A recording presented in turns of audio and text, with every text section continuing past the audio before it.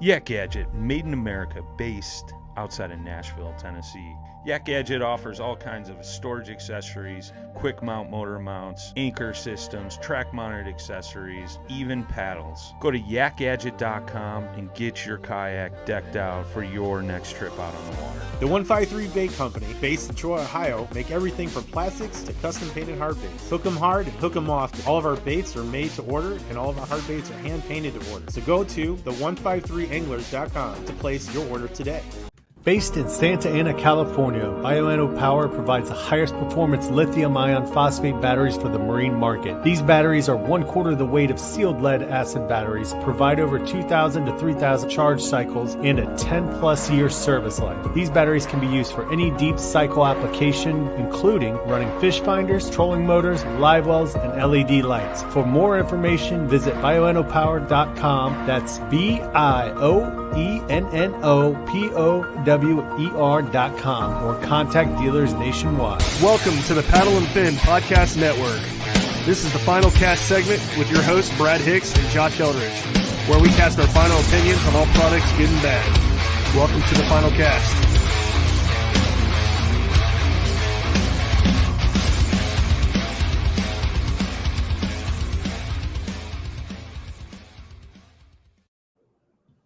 Welcome back to the final cast. It's Thursday. It's Trash Panda. And Brad. I don't have a full name. No, you don't. You never will. I mean, you got some cool names, but they're sort of inappropriate, so we won't mention those. But we've got the bearded wonder himself, Cody Jennings from Jigmasters. He's back on the episode. We're going to talk about some new products. Cody, what's up? Oh, not much, man. Just staying busy with a bunch of lure builds. So, heck yeah, nice. dude. The beard's looking epic. Thanks, sir. So you want to tell everybody what you're going to do with the beard? Yeah. I think I'm going to kind of let it grow out all the way through next year, all the way to the end of 2022 and see what happens. How much growth you got time-wise in it right now?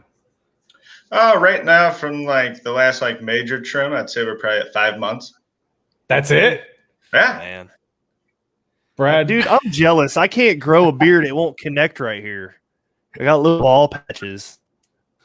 Oh, I have to. I mean, otherwise I look like I'm 12 years old. So you should bring that look back. The young. I should not. That it would be illegal to operate a business. I've never seen you without a beard. I met you with Most a beard. people so it would haven't, be weird. and there's a reason for that. Yeah. That's funny. Well, what's the reason?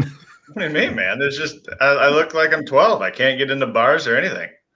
I'm either 12 or I'm 45. That's who looks like that. That's funny. Hey, I mean, it'd be kind of funny to take you out to the bars and watch you get carded. So, right? you're Yeah. You're a big ass 12-year-old, man. Yeah, but then if they see exactly, then they see the the license with the big beard in the photo getting kicked out for a fake. This ain't the same guy. That's funny. That's awesome. So, well, Cody, we stay in contact. We talk about new products coming out. You want to talk about some new stuff you got going on, and I know you got into the soft plastics game this past year, and we were real excited to see what you had. And so the floor is yours, bro. Yeah. So I'm kind of excited. I've been holding this one off for a while. Kind of wanted to do some tweaks and kind of perfect it. I'm starting out with a 4-inch crawl, and then eventually down the road, after everybody's kind of happy with it, I'll probably come out with a few other sizes of it. And that crawl, if you guys can see. Nice. So one of the big things with it is, a lot of times it's hard to trim like your trailers and make them look like still kind of like a new bait, right? Like if you tear a chigger crawl up, it looks like it got, mauled by a shark or something like that. So that body, if you can see how it's kind of segmented right there. I like it. And each segment is perfectly a 1/4 inch. Nice. So, however, basically you say, oh, hey, it's a 4-inch crawl. I want to take it down to 3.5. To tear off 2 segments. You don't have to measure or guess or any of that stuff. So that was one of kind of making it easily customizable. It's one of the big design features I wanted. And then I've always been a big fan of pretty large claws. And then down here I have some of basically it's almost like almost think of like a half pipe, kind of how it's cut and grooved out there to really catch water and make those claws move a lot. Yeah. So my favorite's always been the 4-inch chigger crawl for the longest time for a big trailer. And, so many people started asking like, well, why don't you make your own? And so kind of here we are. That's awesome, man. I was going to say, go ahead, Brad. Sorry.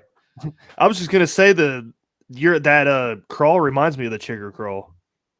Yeah, so obviously it's got some influence there. It's kind of got more of it's beefier out, not a true flange per se, but it's beefier out at the end of the claws to catch more water. So you should get a lot more consistent kind of flapping motion. Where like the chigger crawl, a lot of times it would flap one time, and the next time you would throw it, it would basically just pull. It's kind of inconsistent on its action. And as a jig trailer, especially, I do like to have that kind of constant swimming, flapping action, just because you'll get a few more strikes when you're racing it back to the boat, right? Let's say you're pitching and flipping, you hop it a few times and you're kind of quote unquote like strike zone, but then you swim it back. And a lot of times if you have a trailer on there that, is creating a decent amount of action, you'll get bites as you're just reeling it back to the boat. Yeah. How's buoyancy on it? So this is actually a floater. And pretty much, all jig trailers I really think should be, if you're kind of making them more geared towards that.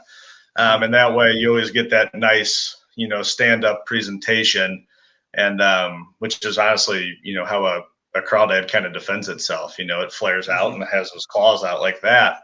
And, if you have more sinking plastics, it's just not going to do that. Yeah. What exactly is in a bait that makes it buoyant though? I'm not big into this stuff, so I don't really know. Yeah, so there's and there are some like proprietary blends out there, so you don't quite always get a lot of the information. Another way is one of the kind of common misconceptions, or a lot of people say it's due to like heavy salt, which actually really isn't true. But yeah, a lot of that stuff's kind of proprietary. So unfortunately, I don't get all of the background on it. But yeah, it's just a lot of times it's just done with additives into the plastisol. Yeah, I gotcha. And then even if you buy a bottle, like if you're, making your own blends per se, which I'm using Dead On Plastics, I've been very happy with them. But if you're trying to make your own kind of blends and stuff, let's say you're buying stuff from like a Lure Craft or Lure Parts Online, Jan's Netcraft, all it's going to say is like, hardener, softener, floating additives, stuff like that. So. Gotcha. Cool. Heck yeah. So what other things were you – so you made it as a 4-inch bait, and you came up with the idea because you and I talked about this when I first started buying your jigs in regards to like, I always kept asking you like, hey, what's a good jig trailer, this and that. And I kept buying – I wanted to keep buying like cheaper stuff just because – a lot of trailers just get thrashed up. So how's the durability holding up? Because I know you're kind of like me. You'd like when we sorry, I'm kind of going off a tangent here.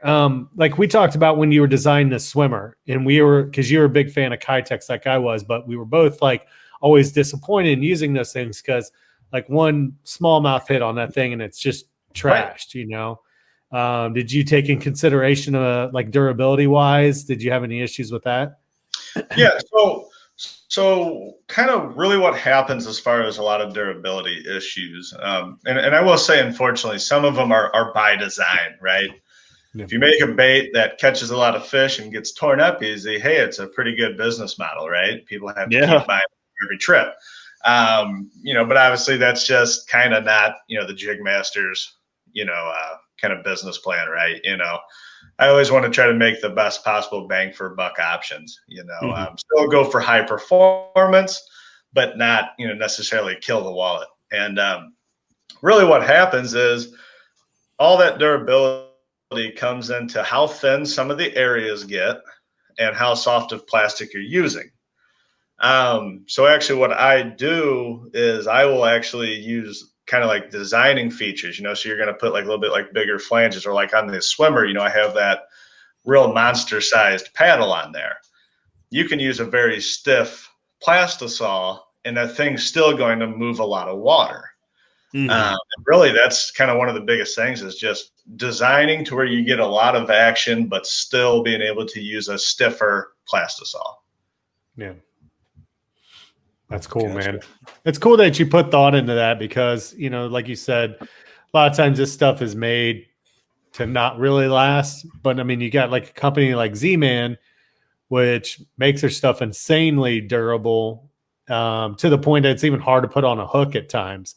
But I kind of like that take on it, because that opens up the ability to buy like multiple colors, like in a way, then, you know what I mean? Because then you're like, okay, well, instead of buying 5 or 6 packs of the same color because it's my favorite color and I know they're going to get the shit beat out of them, you know what I mean? I can go and buy different packs of different colors, and then, it's easier to match your lures, you match your jigs up that way, and then all right, the 5 or 6 that I have are going to last for some time, Yeah, not everybody has $1 million budgets when they're fishing, and like, for example, with me, and they're not even really a not so durable trailer, but even me, like, I might as well have bought in stock in 4-inch chigger crawls.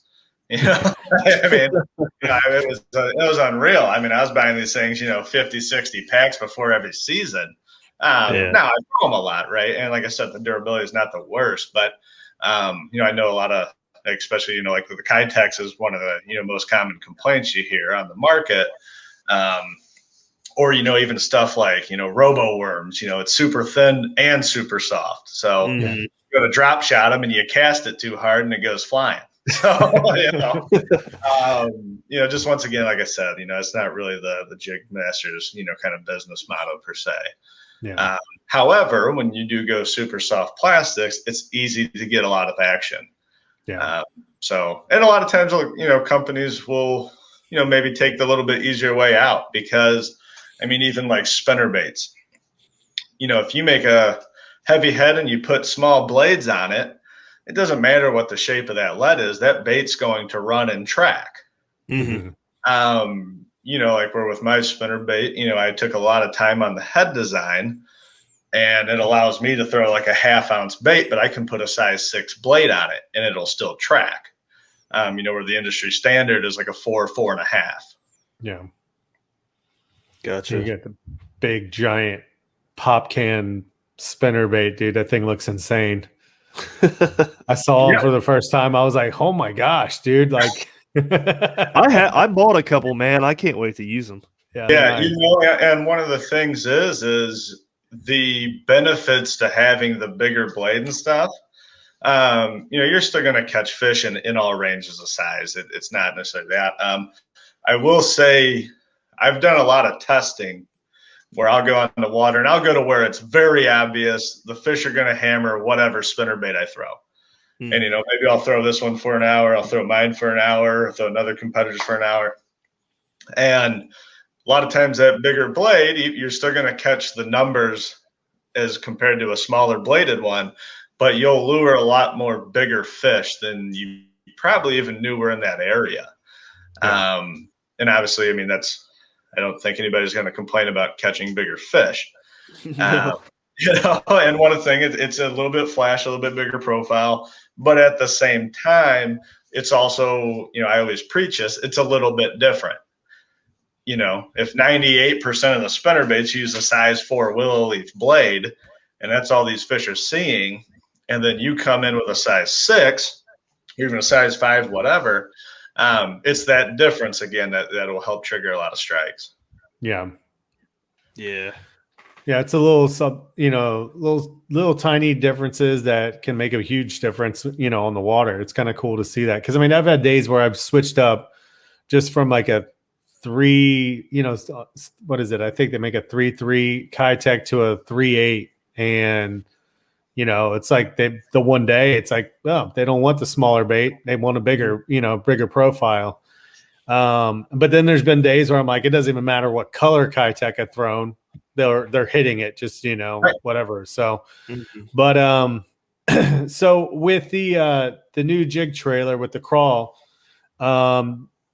you made that in hopes of basically kind of, are you going to make different colors to kind of match up with your jigs? What's the goal with that? Yeah, so short-term goal is going to be putting out some of the obvious colors. Your green pumpkin, your black and blue. One of the big things I really want to do is freaking making a brown one. It is remarkable that you cannot find brown soft plastics, and especially like crawls. So that's one of my first colors I'm going to be doing for sure. I'm a big June bug guy. So I'm going to start out with some of those a little bit more obvious colors, but then long term, which is probably going to be closer actually to the end of this year, I'm going to be making a pretty big investment into the soft plastic market.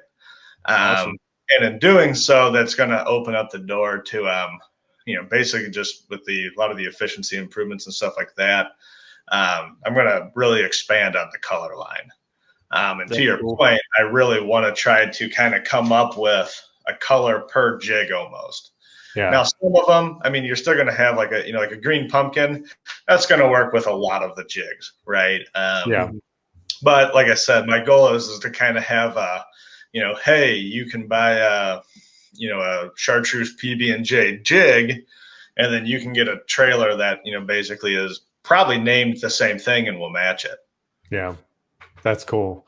So is that you trying to force me into using certain colors and not ones that clash with their jigs? Yeah, well, I keep getting those ugly photos from you, and I wanted to make it real obvious. It might even be a deal where you can buy them as a package, right? Hey, this jig and this, the trailer comes with it. People Cody said it. Do it, I tell you. Cody's sending me a jig and plastics and an instructional booklet. Right, yeah. Right. Yeah, I mean, I figure you had the sense that God gave ye, but some of these photos you send me, I question it. Hey, it worked. That's all I gotta say. And honestly, it's more of an OCD thing with me. And that's one of the biggest debates. Should you match your trailer to the jig, or should it be a contrasting color? Apparently, Trash Panda's on the contrasting color side of that argument. But I've seen plenty of people catch fish both ways. It's an OCD thing. Yeah. I think I'm gonna make it a goal again to just send you the dumbest pictures I possibly can. So I sent one. I thought about quitting. It's like, this is what people are doing with the jigs. I don't want to sell them anymore. Oh man, why are you sending me pictures of single-tail grubs on my jigs?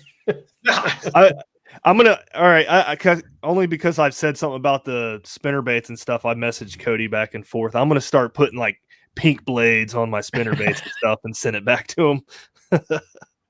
Yeah, there's a very special spot where those would go. Trust me.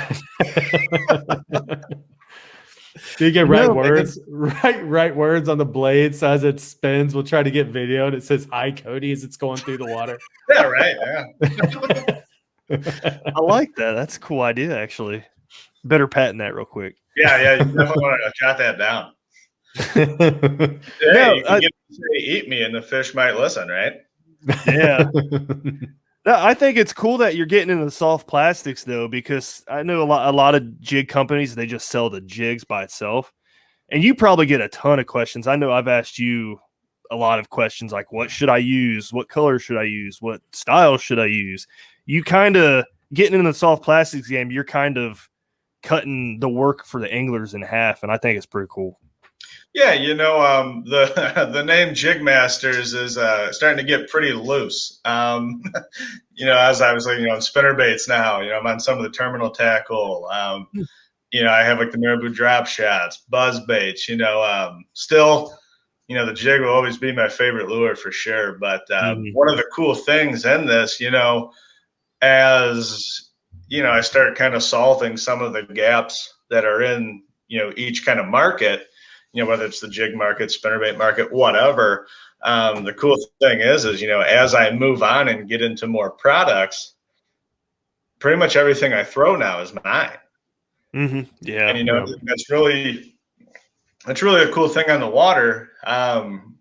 Just kind of experience on like, hey, I got a boat full of tackle, and currently I would say probably 80% of it is all Jigmaster's products. And the great thing is there's no better way to test than literally only using your products. So really trying to start filling like a full need. I really don't think there's ever a plan for hard baits per se, crankbaits, jerkbaits, stuff like that. But pretty much anything, lead based, soft plastic wise, I have plans for. Yeah. Awesome. Any interest in getting into some tungsten stuff ever? Yeah, so there's actually two other materials I'm starting to put eyes on. So the first one, which I'm already doing, and it's more by a custom request, is for all of the lead-free states. Basically, I've had several customers reach out saying, "Hey, we want to throw your products, but we're a lead-free state. What can you do?" And so basically, I'm doing like a bismuth 10 alloy, which has a lot of similar properties to lead, which I like. All my normal products, unless they're requested, are lead 10 alloys, and that basically gets you a little bit harder version of lead, essentially. But bismuth is very, very similar in its mechanical properties. So pretty much, it's a carbon copy. Half-ounce jig of lead is pretty much a half-ounce jig in bismuth. At some point, and we're probably a couple of years out, the move to tungsten is fairly obvious. A lot of the market's shifting that way. One of the things is currently about 97% of the tungsten you buy is coming out of the same factory in China. Yep. So it is a lot harder equation on getting the material. And honestly, I don't think I'm ever going to really outsource the actual lure making side of it. I really want to keep all of that in house. But yeah, so I would say long term, there's plans for tungsten. Like I said, I'm starting to do the business stuff right now, just to make sure that anglers in all 50 states, and even doing some international stuff now, that they can throw the products. That's cool.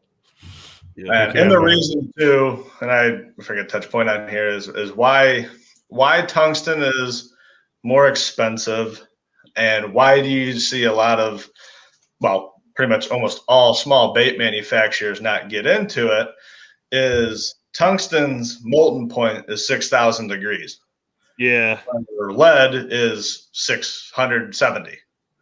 So the equipment it takes to melt that down and be able to cast it is just it's a lot of material or a lot of equipment that's just not readily available. A lot of times you do custom made stuff. And that's why all these companies are getting it from the same factory in China, because it's too hard to do yourself. Right. That's why everybody, all they can get is a freaking bullet weight or, a very small amount of like maybe a football jig. Yep. Yeah. And that's it's all coming out of the same place. Cool. So what else we got on the docket? All right. So this one I'm actually insanely excited for, and have been getting beat up pretty bad for the request for almost 2 years now. But I'm starting to do, or I'm about to launch here, a finesse jig. I don't know if you can see it. I'll use a little bit brighter color here in a second. And, it's going to start, the first one's going to be a 1/4 ounce. And basically what it is, it's a modified version of my flipping head that, so many people seem to, really enjoy. but the skirt, the skirt hub, instead of being in line with the hook, is actually in line with, coming out the head in line with like the hook point. So basically it's almost kind of designed like a skirted shaky head. And then if you can see in there, so you can see how, the hook's actually coming out of the back. Well, here you go. Mm-hmm. The back of the head. And then my skirt collar is in line here. And then I'm using the, the owner pin or the owner center pin screw lock as far as the trailer keeper. So the cool thing about it is, it's a finesse jig. It uses the flipping head design that, I've had so many, people, give me praise for, thankfully. Mm-hmm. But also on top of that is you have a weedless setup and you have no weed guard. Because the one thing I hate the term weed guard, period. It, all it does is, collect weeds. So they really should be called a brush guard, which some people do. It's probably meant for timber for the most part. So anyways, yeah, you get basically it's, it rigs almost kind of similar to like a Texas rig. You pretty much just rig it how you would like my pivot heads or my swinging swim jig, but it's a nice compact, finesse jig profile. Yeah, dude, that's exciting. Yeah, I've always I've thrown like the little tiny bitsy bugs and stuff like that, and just something local to me that's coming out. I'm excited for that. That's cool. Yeah, and on the finesse jig side, one of the reasons I kind of stayed away from it was I was really just trying to figure out what in the heck to do with it, because like 98% of finesse jigs are ball heads. There's not many, not a bunch of interesting designs out there for them. And one of the reasons is, really what you need you need that rounded surface for that, just that little tiny bit of skirt to actually flare out. That's why I say it's a modified flipping style, because if I used it to where it was going towards that, kind of blunt bottom on my flipping jig, instead of fanning out, like this, it just sticks out like that and it doesn't look that great. Right. But yeah, no, I'm super excited. And then, celebrate old Trash Panda there, I went ahead and got a nice contrasting trailer. Oh, that's what you get. Contrasting jig trailer here. And I don't know what's going on with the camera right now. That's funny. StreamYard doesn't want you to show it yet because it's not available yet. Apparently, yeah. They said don't influence the guy. But anyway, so you can once again see, if you look here, let me undo the skirt or flare it back out. But you can see, you're basically rigged like a, Texas rig there. Yeah, I like that. So about what size of hook is that? That's what I was going to ask. Yeah, so this is it's a 3/0. 3/0, nice. Yep. Yeah, and I wanted something super, nice, compact. And basically I want to see, I've kind of done my testing. I'm really happy with it. But I want to see a lot of the, the customers' feedback and stuff like that. And then, if everything checks out, there'll probably be some different hook option sizes and stuff like that. So, yeah. Dude, I want to throw one for the river smallmouth, man. Heck yeah. Are you using like an extra wide gap hook, or is it a different style hook? Yeah, so it's a wide gap hook, and it's actually the exact same hook that's currently on my pivot heads and my swim jig and stuff like that. Okay. Luckily, I found that those bend angles work perfect for what I was trying to do. Heck yeah.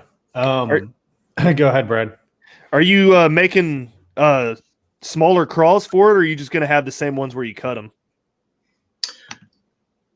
So at first, like I said, I want to use the, those 4-inch crawls, the test, and, where people can kind of, if they want to make that jig trailer smaller, all they have to do is, take a few of those segments off. But long term, I will definitely have like crawls and some different trailer options. Sweet. A little bit smaller. That's cool. Are you going to offer the finesse in the same amount of colors of what you've been already doing previously in the other jig series? Yeah. So it's going to stick with, kind of the 15 colors. Because unfortunately, and I say unfortunately, because I was kind of looking at one time to cut those down to, maybe 12 or 10.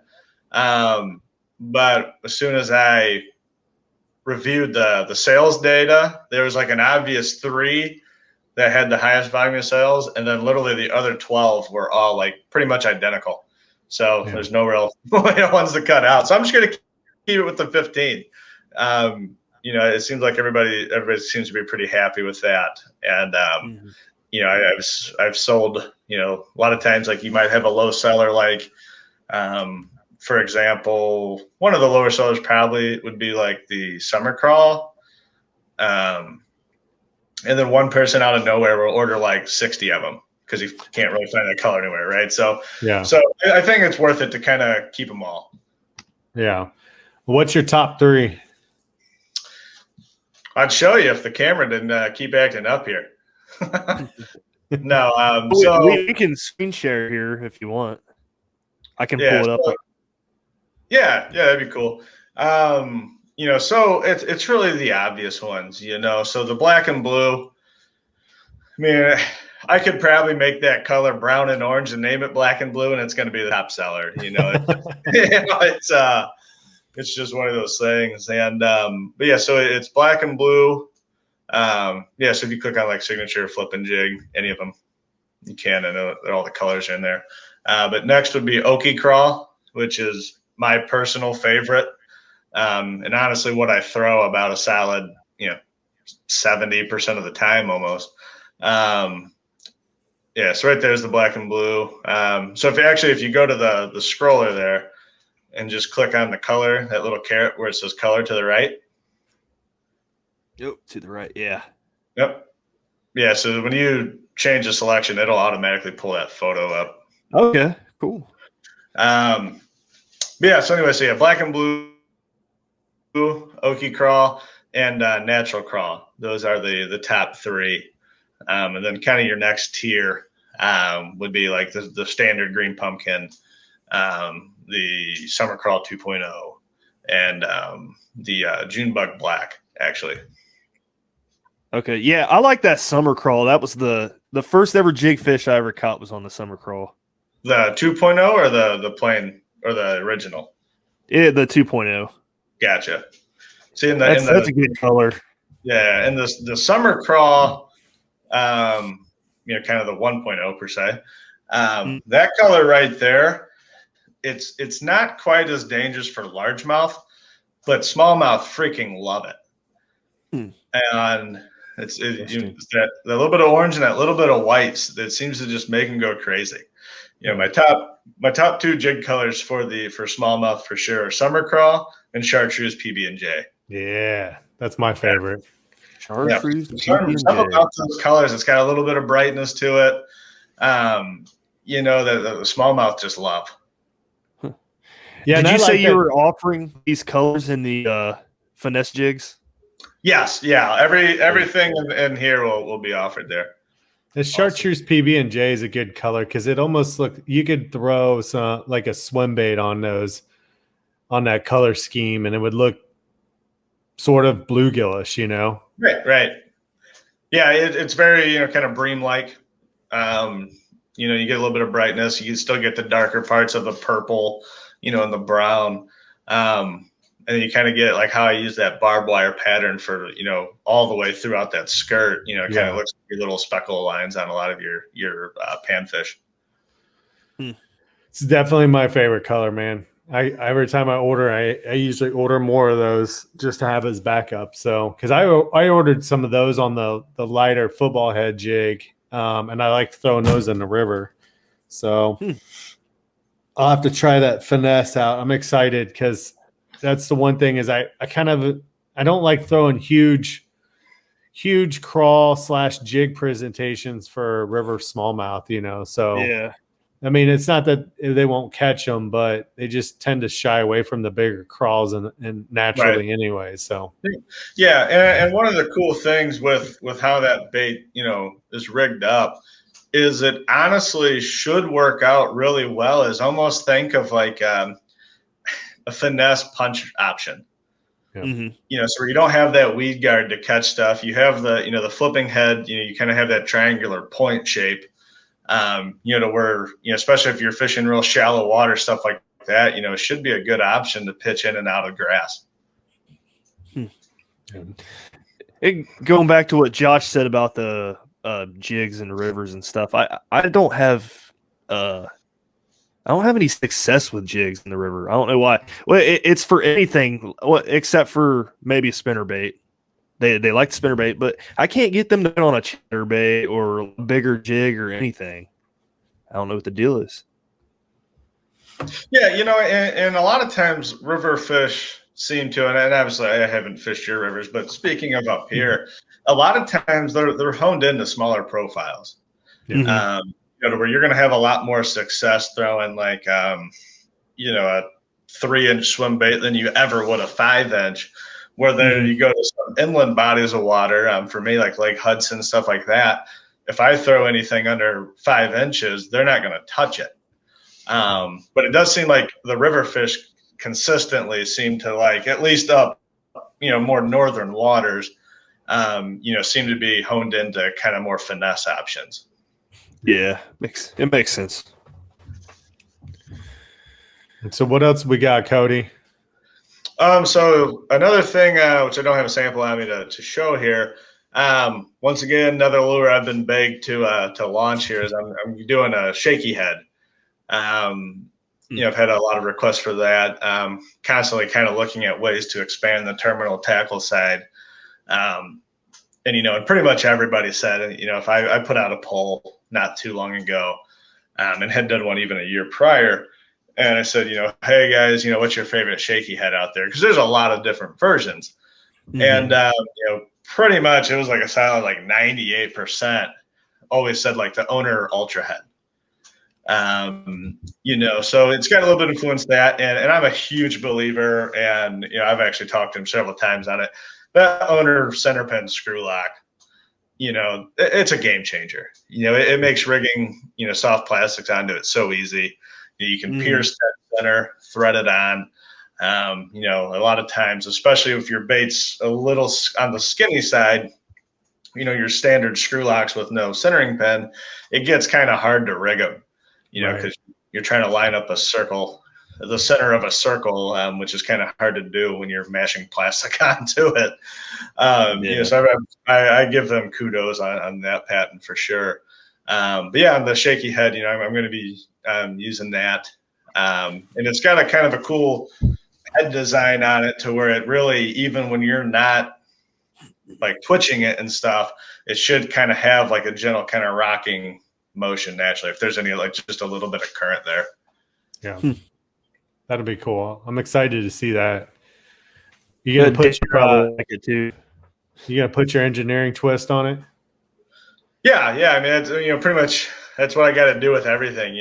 Outside of really, the ball heads specifically, pretty much everything else has some form of, custom design to it. And I don't custom design just to custom design. It's for a purpose.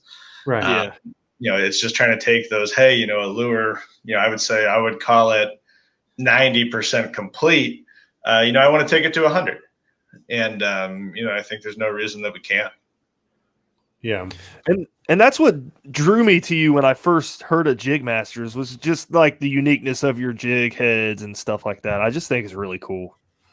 Yeah. And one of the big things too, which I had like an issue with like the underspin and stuff, one of the cool things is, being a small business, when I first launched lures, there's a little bit of time on, hey, maybe there's a thing I missed during, testing, because it's hard to test, especially where I'm at. It's hard to test all situations. And, like the underspin, I know Ryan, good old bass fishing for noobs. He started losing a couple blades on the original design underspin. And he reached out, and I kind of asked a few other customers that had purchased them, and turns out I think it was like another 2 people out of like 30. This was fairly young in the launch. They had some similar issues, but just didn't say anything. I was able to design that issue out, and that's the beautiful thing. I do what I can to design as best as possible, but the feedback's important, especially when I'm. Here it is. I'm going to share this because you just mentioned it. I just think it's a cool little underspin. Oh, come on now. There we go. What did you end up changing with the underspin? So it's really. I see now what you did. Never mind. Yeah. So it's basically just the wire form that's used for it, right? Mm-hmm. And basically I had it like the old Hottentot connector sleeve is really what I was originally using. And the only downside is it made it super fast to change blades. But just some of those times that sleeve would loosen up over time, even after I would crimp it. Which I didn't have that many issues up here. But apparently some people did. So, basically instead of fighting it, why don't you fix it? Yeah. Is that head on this thing? Is that like a one of those skipping heads or whatever you call them? So that that's honestly, it's the same exact head as my swim bait sled. And the main reason I use it is it sheds grass well. And then also how it falls, like there's no issues of it rolling over. Like if you were fishing it too fast or pretty much just too fast, or even throwing a bunch of current, like it's not really going to turn on its side. It's heavily keel weighted. So the belly's a lot more weighted, and the designs worked for several lures. It's kind of basically a modified version on the spinnerbait as well. And it does skip well because that bottom is pretty wide. Like I said, how I keel weight it. And you kind of get a lot of performance benefits out of it. Yeah, that's what I was figuring when I saw it. That's cool. Yeah, I was I remember I think I saw when I was on your site the last time I saw that, and I'm like, why does that look so different? I can't even figure it out. And I didn't realize you changed that sleeve thing off of there and put that wire instead. Because it was a good idea. Like, is it still interchangeable? Yeah. So and I really kind of thought back about it. One of the things that I've realized in selling tackle is people don't actually customize it all that much. It's a very, very small percentage.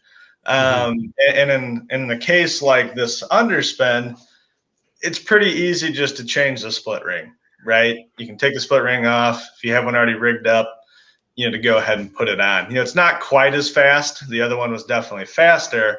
But I will also take not losing a blade over losing the blade. So pretty much how a person would modify it is, essentially you can either change the blade off of that swivel, or you can have a blade already rigged up on another swivel and just swap them out. Yeah. Now I see that you offer the Colorado blade on that underspin. How is that working out? Because I've really liked the Wicked Weights underspin, but the one thing that I kind of noticed is that I wanted a little extra thump in muddy water situations on the rivers, because the rivers around here are notorious for getting real dirty. I'm like, man, a Colorado blade would be nice on that, but the way that one is designed, a Colorado blade would be banging up. I think it would just mess with it too much because it would hit the bottom of your swim bait. So with that Colorado blade on there, I haven't thrown it. I haven't seen it thrown. Is it getting good action, like a good thump to it? So maybe the picture looked wrong on there. I don't know if you can bring it back, but the current underspin is actually only offered with the Willow. Oh, okay. The spinner bait has that Colorado Willow variant. But actually that's another change that I'm going to be actually putting out there for the reasons you discussed. is actually offering a Colorado version in the underspin. Mhm. So the reason was I initially didn't do so was I wanted to do a lot more testing with it and fine tune what size you can get away with. Because what happens is when you have, like, if, for example, if your head's not balanced well, or if, let's say you just, for example, if you put a size 5 Colorado on a 1/4 ounce underspin, the thing's just going to, really helicopter coming through the water. Yeah. Or provide so much lift that, it's not going to be great. And that's why most underspins don't use Colorado blades, is they're a lot harder to balance because they're just moving so much more water. Yeah. But to your point, if you're fishing a little bit dirtier rivers or stuff like that, that extra thump, and a lot of times, and even in clear water, it's just something a little bit different. That extra thump, comes in handy. So pretty much in here fairly soon, this underspin, you'll basically see 2 more blade options next to it, and it will be a Colorado. Right now I'm fine tuning between, actually, well, I shouldn't say Colorado, fine tuning between Indiana and Colorado. Yeah. Okay. Yeah. Because Indiana gives you a little bit kind of the best of both worlds almost. Yeah. I've seen those blades. I like that blade design a lot. The Indiana blades. Those are good. I do too. Yeah. So Cool another lure going to be coming out here pretty soon is a single bladed version of the spinnerbait, and that's what it's going to use, is a single Indiana. Yeah, I've seen that with other companies. Is that going to be offered with a smaller weight, 1/4 ounce or anything? Yeah, so which is hilarious because I'm a person that literally I won't throw a spinnerbait unless it's a 1/2 ounce. I usually do the same thing. Yeah, but no, there has been a very big request for 1/4 ounces. So that's in the plans here to launch soon. Pretty much all the changes between the underspin, the spinnerbait, and the 1/4 ounce variant, they're all going to hit. Probably you're looking at about mid-May. That and get one of those orange accent blades and stuff. I know I've bugged you about these it. orange blades, I tell you what, man, I'm a person that it's double nickel or nickel gold for me, and but they're one of the things I have noticed with the the painted blade craze, which I used to throw a double willow with a white and chartreuse painted blade a lot. Yeah. One of the harder parts of the equation is actually finding a quality painted blade. Because there is if you look at the market, there's about 99% bad options and only a couple good ones. And that's why you don't really see many companies get into the painted blade side of it on spinnerbaits. Now, if you just go to Tackle Warehouse, it might be 5% of the companies. But luckily, I have been trying to do some sourcing like crazy on those. And I did finally find a source. So sweet. Just because you kept asking, Brad, and that was the main. It's because he's read it. He's read it on the Dale Hollow fishing thing for smallmouth. For smallmouth, they're using black spinnerbaits with orange blades on them, and he's itching to try it. Am I wrong? Well, I've heard that before, but also Jacob Wheeler, he talks about the orange blade, and if he has success on it, I'm using that. Yeah, and one of the things too, with a lot of the more niche requests is, there's a lower percentage of anglers that, want or care for it. But then at the same time, most of the time, those people are the ones that they're going to order 40 at a time versus one, because it's, they're hard to find for them and they're very particular on what they like, Yeah. I was one of those people when I first bought order of Jigmasters. I just bought them all. I was like, I don't throw jig much, but I bought them all. Right. Yeah. And I obviously appreciate that. But yeah, like I said, one of the biggest things, is, send me all the requests and feedback you can. And I'm not talking just specifically to the paddle and fin team, but, any customer or even potential customer, because this is a long-term plan for me, and it's not a trust me, it's not a get rich quick plan for sure. But, like I said, this is a long-term plan for me. So, hey, I might not offer it now, but if I hear several requests for it, you better believe I'm going to make plans for it. Yeah. That's cool, man. So if you guys want something, what you got to do is get 10 other friends to want it too, and then you all message Cody at the exact same time. Yeah. When I first started, obviously, I'm like, oh, I want to design the stuff that I like. And, the kind of the downside to that business model is I don't throw a lot of different baits. I'm pretty much like, if you put me on a, brand new body of water, I'm going to have, and especially if it's shallow water, I'm going to have a buzz bait, a spinner bait, and a flipping jig. That's it. Put me anywhere in the country, and that's what I'm throwing. But the beautiful thing with this whole kind of, business adventure is it's forced me to, kind of come out of my box a little bit and try a lot of stuff. Like when I went to northern Wisconsin and fished with the Woodwards, which I knew I was going to get laughed at anyways, but we're going bed fishing, and, they all have these medium light spinning rods, and they're set up with 16th ounce hair jigs. And then there's me over here with a 7.6 flipping stick and, a freaking, half ounce or 3/4 ounce football jig. Yeah. Now around here, even in Ohio, we're not southern by any means. Especially bed fishing, a lot of times I try to throw as heavy as I can and fairly big profiles so I can just keep it in the bed. Mm-hmm. It's one of those more things like if you leave it in there, you'll eventually kind of find that little sweet spot. And, that way, especially if you're fishing any current or if that fish tries to blow it out of the bed, it's hard to blow out a 3/4 ounce jig.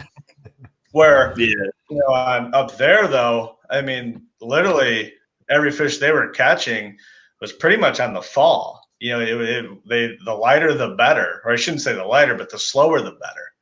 Mm-hmm. And, so it's kind of an eye opener like, hey, I don't know everything, so it's kind of a cool adventure there, like I used to never throw swim baits, and I can't remember the last trip I've made where I haven't made sure to carry at least 3 to 4 packs of my swim baits with me. Yeah. Heck yeah, man. Well, Cody, I think we'll wrap up here soon, unless you got some other stuff that you'd like to go over. No, those are kind of the, upcoming here launches, that I'm really excited for is that 4-inch crawl and that finesse jig. And honestly, the one I'm most excited for is that finesse jig. It was a big design change compared to, most of the market. All the testing went well. One of the kind of key features that I was a little worried about at first, was like hookup ratio, because that pin's kind of a grounded pin, or the screw lock is, and it hooks pretty close to in line with it.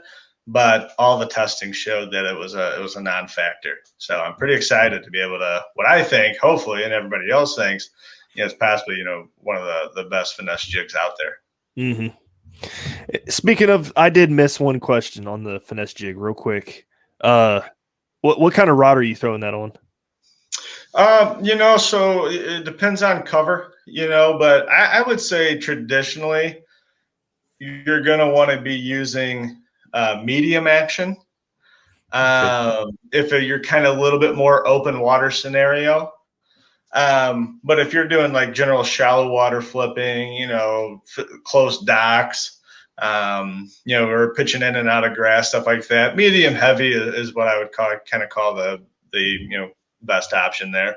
Certainly don't think you really ever need a heavy action for it. It is a medium wired hook. It's not like a true light wire, but it's a super sharpened medium wire. But it's certainly, you don't need a surf rod to be able to, pull it through the fish's mouth. So yeah, like medium heavy, I would say is probably, if you had to pick one, would be your best bet. Especially if you get on some like the little bit more limber medium heavies, like the loose TP1, some of the Omen rods, stuff like that, because there are companies where you get a medium heavy and it feels like a pull cue. And then there's the other side of it where it feels like a wet noodle, so so I would say somewhere between medium heavy are your best bets. Cool.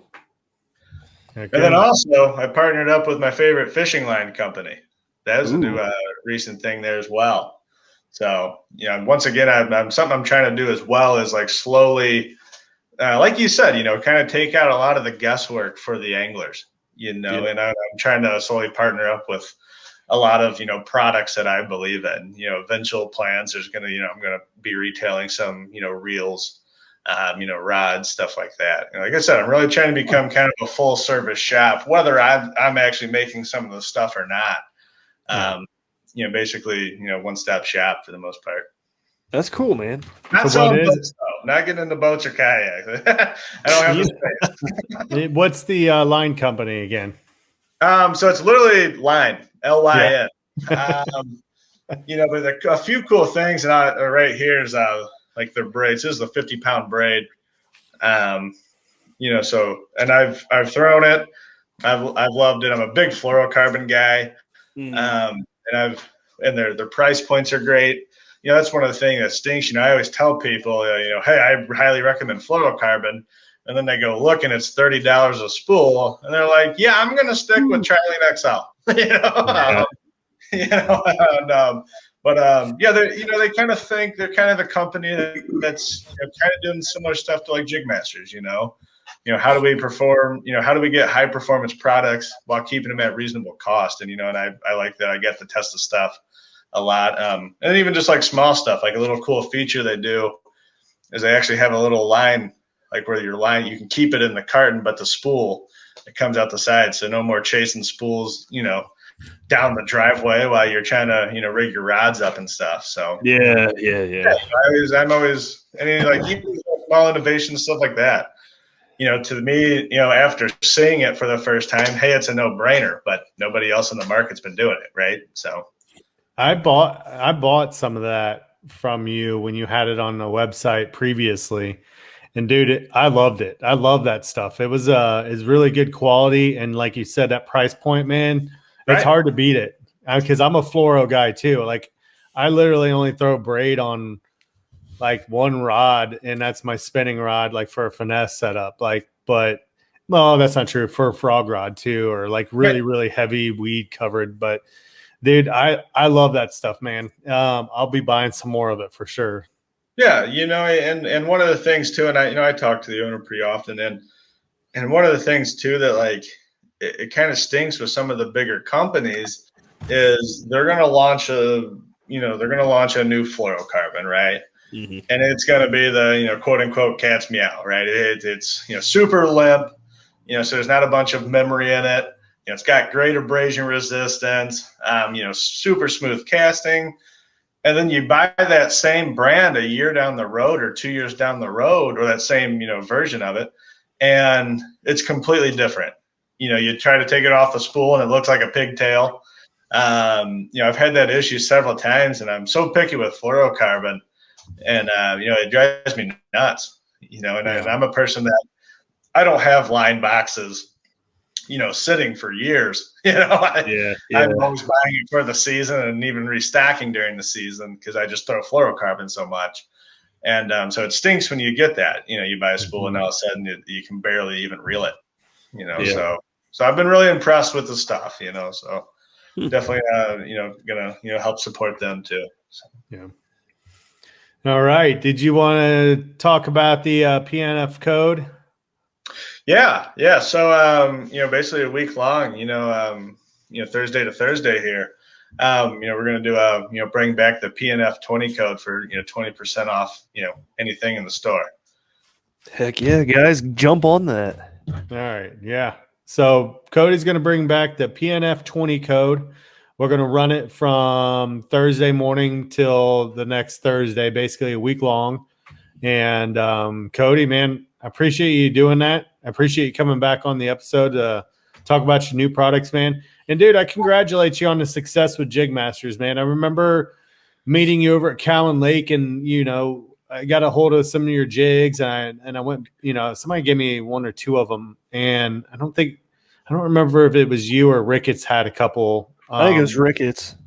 But I just remember coming back and, buying a bunch of jigs and being like, man, I like what this guy's doing. I liked how you built this company with not just like, you kind of just said to hell with the business world, and I'm going to do this full time. And you're doing it with the angler in mind. You're not just sitting there trying to make $1. You're trying to make an improvement on stuff that you've noticed throughout your years of fishing of, hey, this could be better this way. And I think that everybody else is going to agree with it. You know what I mean? And so far it's been successful. I mean, I remember the first time I took that flipping jig out and I was like, I'm going to try to throw this in a river and I'm going to try to get it stuck. And it is hard to get that jig stuck even in a river in the rocks. Like, I mean, it can be done. Trust me, I've done it. But I was just a testament to be like, man, I can't imagine how well this thing goes through just standard timber cover, versus like me throwing it on purpose in the bottom of in the current, trying to literally get it stuck, right. Having my line wrap around rocks and that jig come back through behind a rock and flip all the way around it and still come loose, and it was just a testament to those angles that you designed within those heads that really make it literally what you've been talking about. It's hard to get those things stuck. Mm-hmm. And it was cool. It was a unique design. So it's cool to see your product standing out above the crowd, and I wish you continued success, man.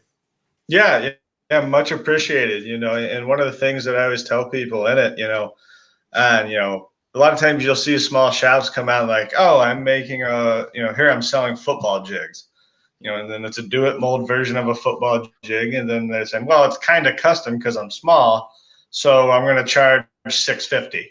I can't do that. That's not me. I know I wouldn't pay that as an angler. So once again, I'm kind of, hedging my bet on maybe not profiting as much in the young stages, but hopefully making it to an actual, kind of full scale production, company versus like a custom shop. Right. And, I come from, I have an engineering degree, stuff like that. Like, it's not, I can make money if I want to, I can always fall back on that, so, it's just one of those things that, it's a little bit more than just financials for me. Yeah. When somebody sends in a photo of a huge bass they caught or the first bass they caught or whatever, that's what it's all about, Yep. Anything else you want to add, Brad? PNF 20, go get some finesse jigs. I'm going to be doing it. My goal for next week is that you guys don't let me sleep, or this week. All right, everybody, you hear that? Cody doesn't want to sleep. He wants to work 24-hour days. We'll just send him we'll send him a case of Bang energy drinks and just let him do his thing. Yeah, that's a great way to fuel the addiction back. So much appreciated. Heck yeah. All right. Well, I think we'll end it here. Everybody, thanks again for listening. Again, check out the PNF 20 code on the Jigmaster's website. Get on there, start ordering. I know that Cody had also, over the past 6 months, maybe to a year, also redid his apparel line as well. So, and get in there and check out Line too. But with that, thank you for listening. Cody, thank you for coming back. Brad, thanks for having me. Take care of yourself. Peace. I'll try. See ya. Thanks for tuning in to another killer episode on Paddle and Fin. Don't forget to go check out our website at paddle_and fin.com. Don't forget to check out the YouTube channel at Paddle and Fin. If you got a question, comment, want to hear from a future guest on a future episode, feel free to email us at paddle_and fin@gmail.com. Don't forget to follow us on social media at Paddle and Fin on Facebook and Instagram. Shout out to our show supporters, Angler. The Angler button and app just makes for a better time on the water and creates a virtual logbook for every fishing outing out on the water. Shout out to Rocktown Adventures, located in northern Illinois, for all your kayaking, camping, and hiking needs. Shout out to Jigmaster's Jigs. When in doubt, get the jig out. Go to jigmasters.com.